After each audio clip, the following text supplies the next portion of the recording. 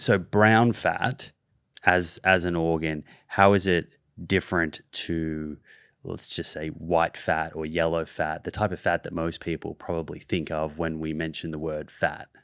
Yeah.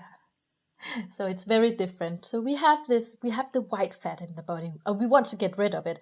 It's located on our thighs and around our and on our belly and around our inner organs, and that is where it's dangerous actually, and increases the risk of cardiovascular diseases. So we want to get rid of most of our white fat, because most of us actually have too much of it. And we have this other kind of fat. So the white fat is storing the energy in our body, right? And that is evolutionary very important, because we do need a storage, because sometimes, definitely back in the days, we didn't have enough food, so we did starve so for a while, and we did.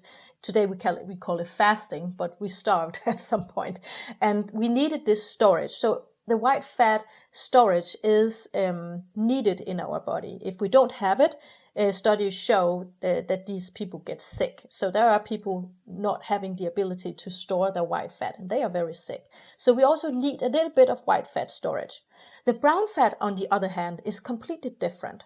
It has very opposite actually. So the brown fat is increasing our energy expenditure. So the brown fat can use energy in the body, and the white fat will store the energy. So the brown fat, upon activation, can actually decrease the white fat in our body.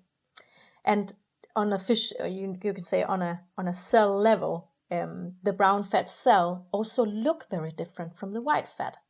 So the brown fat cell has, if you look maybe I can draw a picture here for you, but if you look at the brown fat cell, it has one little nuclei. Every cell have that, but it has a lot of mitochondria in the cells, and these are the powerhouses in the cells, so it can be activated upon some kind of stimulus. And for brown fat, the most potent one is cold, and apparently actually also heat.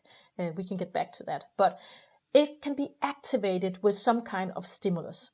And when we do that, it will activate, and then it will heat up. The outcome of activating the brown fat is heat.